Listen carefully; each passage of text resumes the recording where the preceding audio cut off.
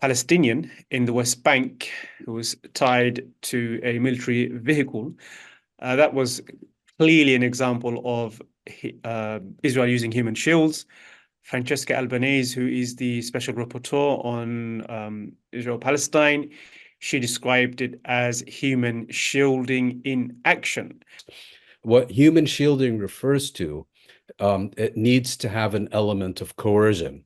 In other words, individuals are coerced by an armed force into performing certain functions or placed in a certain physical location against their will, so that the armed force can derive a certain advantage from them. And among the Israeli military, this is a practice that goes back at least to the first Intifada during the late 1980s and early 1990s, where they would, for example, grab a school kid, tie him to the front of their Jeep, and then chase, for example, stone-throwing youths in the expectation that no one is going to throw stones at that Jeep because they don't want to hit, their classmate or their son or their brother or whatever.